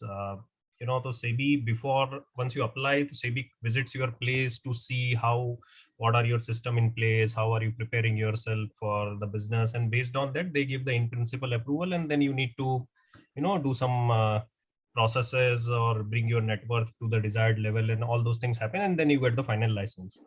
So during that inspection process, even I specifically remember Sebby officials were asking randomly to any employee, come here. So employee was there, give your identity card, the access card. So they just place that access card on the custodian area. And if the gates open, so he said, that means you are not following it properly. Your internal control processes are not good. So you have to enhance it.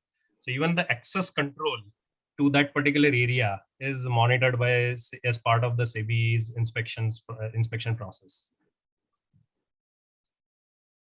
Thanks. And we are in our in my current organization, we are managing is through the face recognition devices. So anybody who enters in the designated area which belongs to him only, even I can't go as a chief compliance officer of the company. I cannot simply walk through those designated areas. So system, the people who are authorized, the system recognize their face only, and then only the gates get open. Otherwise, it doesn't get open. Okay. Of course, there I face a different scenario also. Sometimes our fire safety audits are there. So even the fire authorities screw me that you are not having the emergency exit. So मैं बनाऊं कैसे, वो भी बना लो. Yeah, you comply one rule, another law is non-compliant. So what we have done, I kept the hammer all across the walls. And all are the glass walls. So somebody, in case of some incidents, you just broke the wall on the other side, and people can go out. Something like that provisioning we have done. You've actually done that, is it? You have really kept Yes. hammers? Huh? Yes, Oh, yes. very Because it was when really good. my office fire safety audit has happened. Correct. So that was the observation which came as that there are certain walls, glass walls. People are not only one entry and exit is there. Yes. Now I'm complying with the Sebby guideline because I have created a Chinese wall because that particular place, a lot of information sharing was happening. Now, if I'll do that, then from where I will build or I have to keep 2 gates. So which may or may not be possible depending upon the area and the interiors and everything. So it Break the wall. Yes, correct. Okay, Okay, thanks. Yes, Srushti.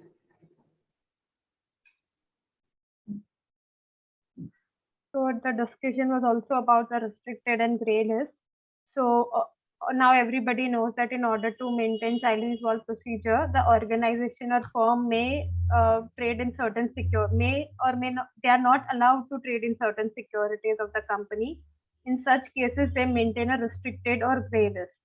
So an example is given. If a company has closed its trading window, the auditor of the company or any other person having fiduciary or a business relationship and their employees are restricted to deal in the security of such company as long as the trading window of the company is closed.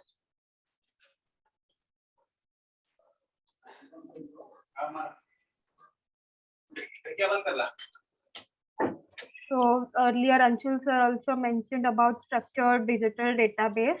So that just is mentioned over here. So the idea was first generated by the Committee on Fair Market Conduct, which was later introduced by Sebby Wide Prohibition of Insider Trading Amendment Regulation 2018. Earlier in till April 2018, it was applicable only on listed company, and further it is extended to all the companies. The database shall be maintained by board of directors. So the main thing that we have to focus, other reason why the database was required to be maintained was because to have a time stamping and audit trail to ensure that no tampering of the UPSI happens. So there are a lot of details that is to be mentioned in the database. Few is available on your screen. It says that the type of insider, like if he's an auditor, he's a compliance officer. So the name of the insider or more perhaps a insider's designation is mentioned, PAN number of the organization, name of the company, and that type as to private, public, or what it is, appointment date of the insider, and name of that organization, perhaps if you are outsourcing your data, and email ID and contact details, and also rationale for sharing the information. So this database will help us that there are there is no contravention of prohibition of insider trading regulations.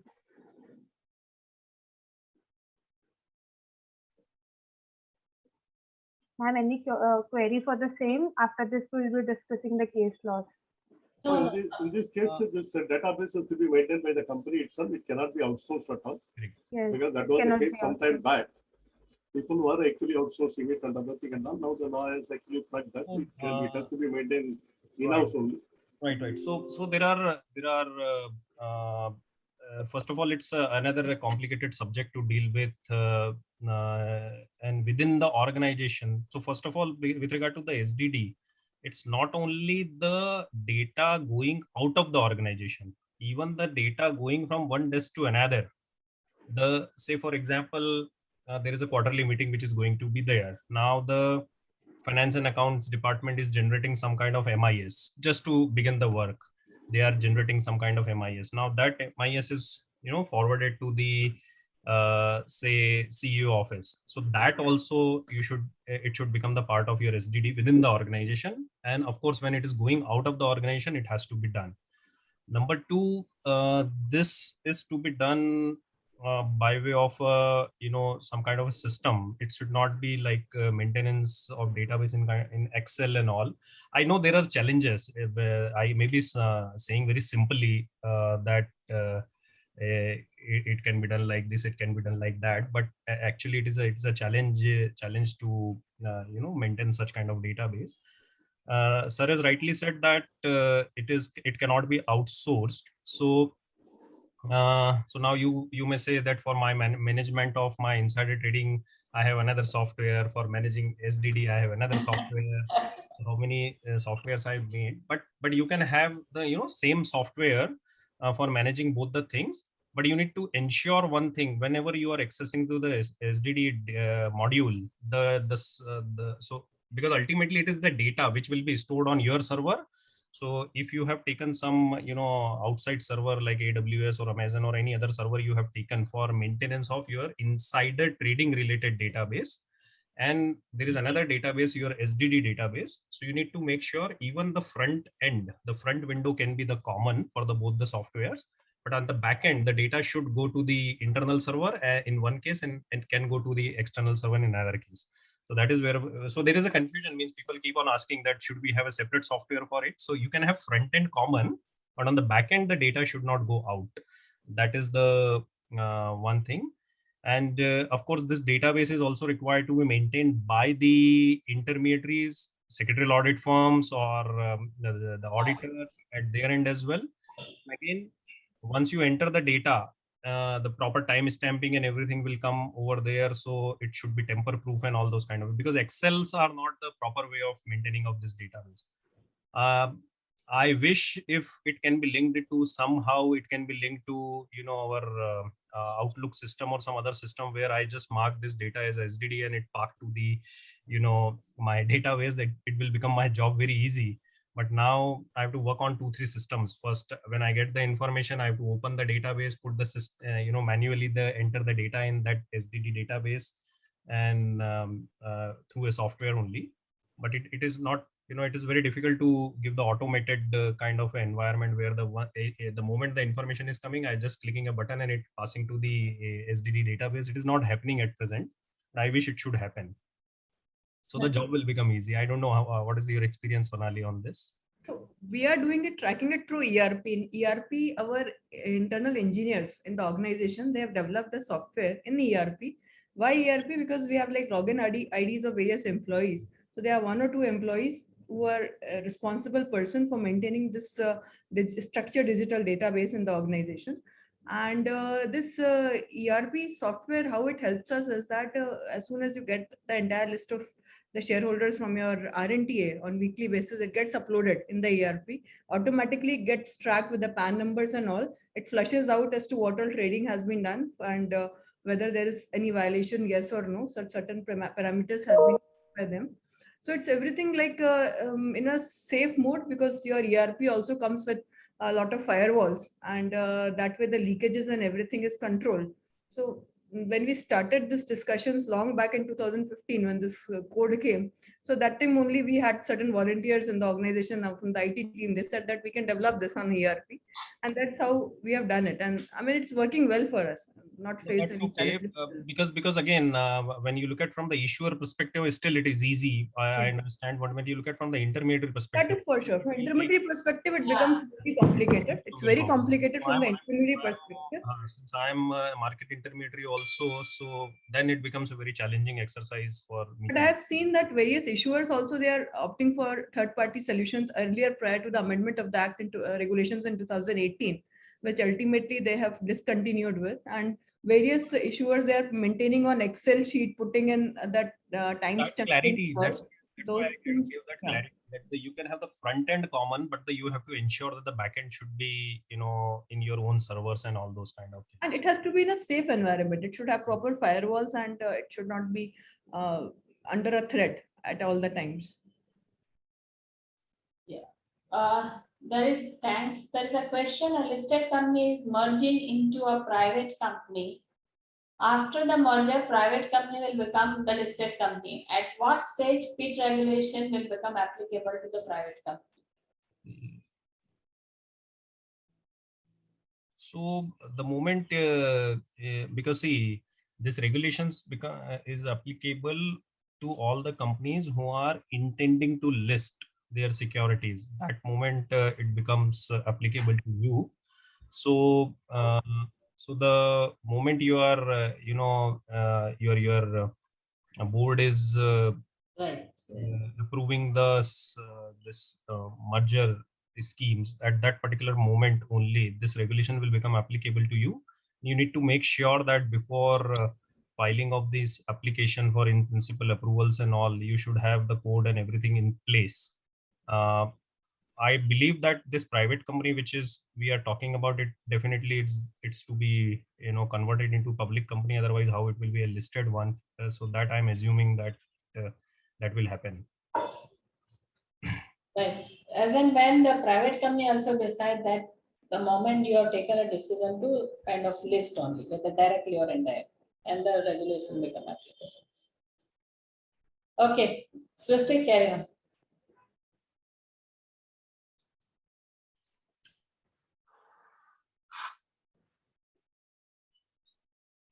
So the first case law, as you all might know, it's a WhatsApp leak case.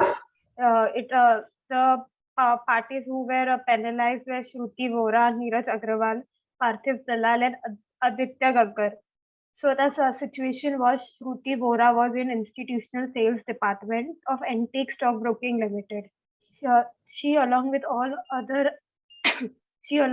the other participants was circulating price sensitive information of various big companies such as Ambuja Cement, Wipro, Bajaj Auto. So when the Sebby knew about this, Sebby investigated into the matter, and they were trying to circulate the information to through a WhatsApp group. So in such cases, the Sebby confiscated around 190 devices from the antique stock broker company, the Shrutas, and SEBI, the SEBI fined them with something around 25 lakh rupees and stated that you have violated the insider trading provision, to which they have contested that it is a herd of a street. So in that cases, we cannot be penalized. That WhatsApp group cannot be held, WhatsApp group chatting cannot be held as an unpublished price sensitive information. In such cases, SAT came into the picture as they have appealed to SAT. In such cases, the SAT has set aside the order of the SEBI that it is not an insider trading, as there was no origin of the information from where the information was coming to the appellants, and it may only be labeled as UPSI if the person receiving it was aware that it was a UPSI. So SAT has just penalized them for the same. No. This SAT has not penalized. SAT has in fact reversed the order of this SEBI. Penalized them, and SAT has reversed the order. The primary reason, it's a there is no doubt there is some kind of a leakage of the information from the company side, because the numbers are very closely matching, and in fact some of the cases it is exactly matching. Because I believe there were 26 companies which were under scanner in this particular matter. So what is the primary reason in this particular judgment to by the SET to set aside the SEBI's order is not that it is not an act of leaking of information or something like that. It is very well leaking of information, but the source were unidentified. The source could not be found out in this case. Yeah, so because what the SET has said that the SEBI could not produce any evidence from where this information started leaking. The person who is having the information, he was even not he has mentioned some forwarded as received or something like that. And this particular heard at street, somebody asked the questions also before. So again, I also said the same thing, that if you know the source, then it is a different scenario. If you don't know the source, then it's a different scenario. So in this case, the source was unidentifiable. Therefore, the SET has set aside that. If the source would have been there, then I'm sure this matter would have dealt differently. Yeah. It is actually on the basis of the non-available of evidence, because SEBI could not produce the evidence, the leakage source. That is the thing. Yeah. Okay. Next, Srushti.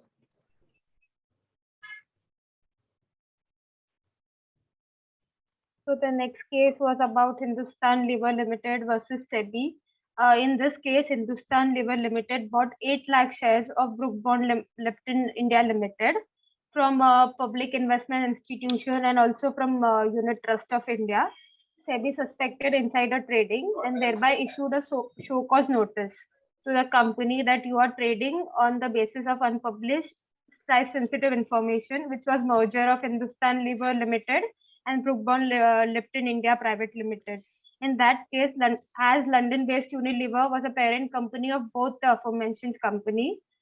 Further, the appeal was gone to SAT, and they have concurred that SEBI order that the information accessible to the Hindustan Liver Limited in regards to merger went beyond self-generated information. That is the information derived from the company's own decision making and effectively managed together. And so the conclusion of the case was that SEBI has changed the definition of unpublished.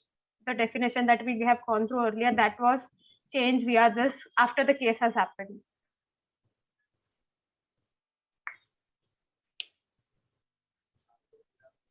Anshul sir, Sonali ma'am, any comments on the same? No. I don't have any comment on this. Okay.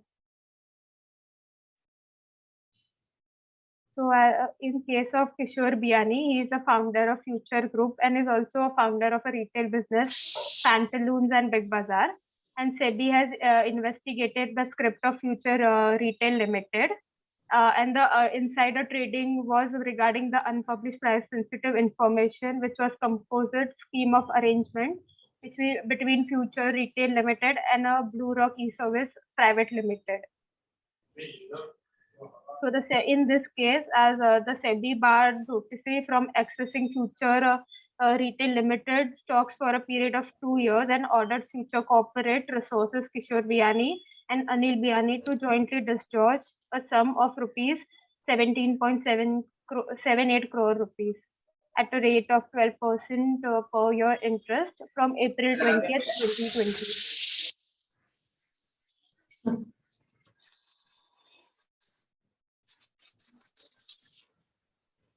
in this case, there was an investigation around July 2020 by Sebby, and there were few entities such as Capital One, Terusa Capital, etc. They were found to involve in trading of the scripts of Infosys on the basis of unpublished price-sensitive information. In this case, unpublished price-sensitive information were financial results, quarterly financial results of the company, along with profit and loss account and a cash flow statement. In this case, they squared off their positions such that the net positions were zero and they were making no illegal gains out of it. In this case, the SEBI has fined rupees 1 crore on India Bulls Venture former non-executive Pia Johnson and her husband Mehul Johnson for violating PIT regulation by trading the firm's script using the unpublished price-sensitive information.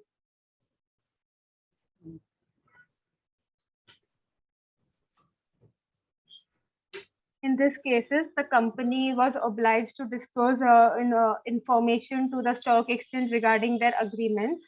In this case, the company did not disclose the agreement or the breach or completion of the contract. In such cases, the SEBI has decided the matter and has penalized the company.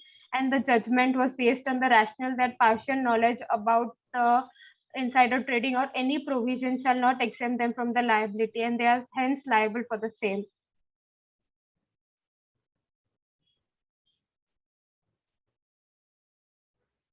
So this case is regarding Satyam scam, and we all know about the Satyam scam that took place in the year.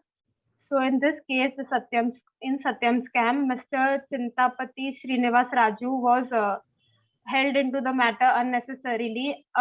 This was done by Ramalingam Raju and his brother Rama Raju, and they were penalized for the Satyam scam. However, Srinivasa Raju was not at all interested or was in the matter, and in this case the SEBI has exempted him from the liability of insider trading and has stated that it was not involved with fraudulent manipulation, that the fact that he ceased to be executive director in the year 2000 and the Satyam scam took place after 2000.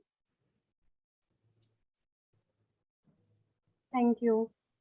Okay, there is one question. What can be done about intraday trading and FNO, which can be carried out by the insiders, for which no information is reflected in the bank post? What mechanism should be used? Yes, it's not only about the intraday. It can happen even non-intraday trade also. The BTST trade also, it can happen by today, sell tomorrow. So they will never, reflect in the bank pos. And not only this, there may be say you are buying the security today and selling tomorrow. So technically you purchase the shares and sold also, but it will never hit your demat account. So it will never come as a part of the bank pos. And if you purchase, and suppose you could not fulfill the payment obligation to the broker. So what the broker will do, broker will not transfer the security to your demat account. It will be kept in the margin account of the broker, the client margin account of the broker. And there is a exchange bylaws which says that any security which a person is buying, and if he could not do the payment obligation, so broker is bound to sell that security on T+7 days. T+2 actually the settlement cycle, and +5 more days. Many broker follow this, many broker do not follow this, but there is a law.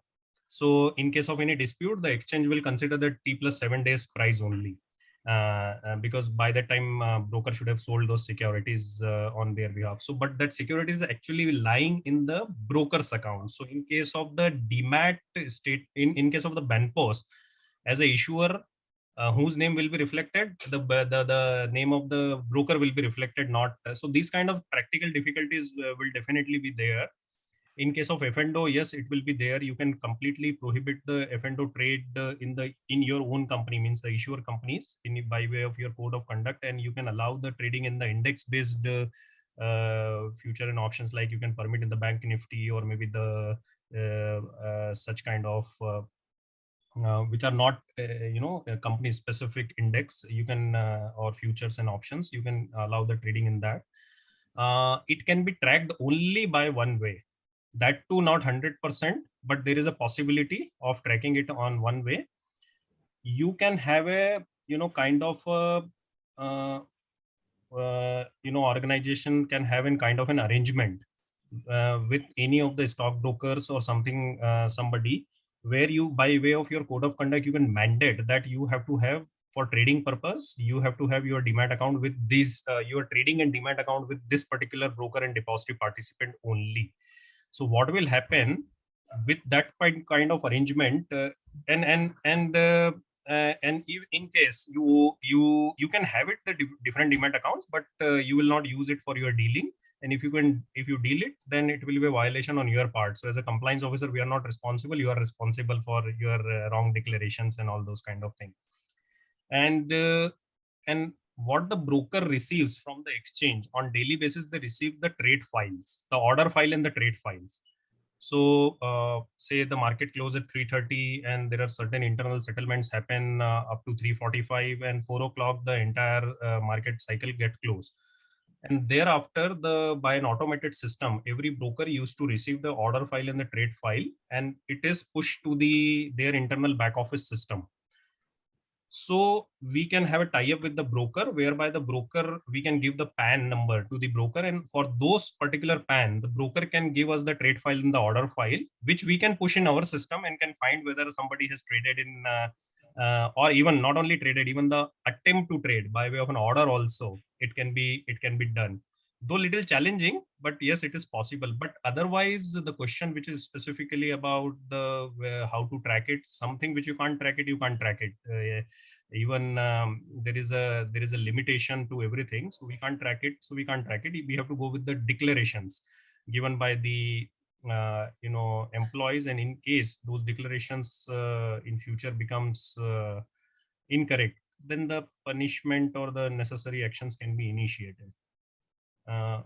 Sonali, your experience. Many listed entities, they have in fact banned the trading in the FNO of the same script. That is something which most of the listed entities are doing it as voluntary action, because yes, I mean, any system you adopt, it cannot track the FNO trading and the intraday trading. So those kind of things can be developed in the code, and code of conduct can prohibit the employees in dealing in the intraday tradings and the FNO. I think that is the safest mechanism for a compliance officer to adopt for.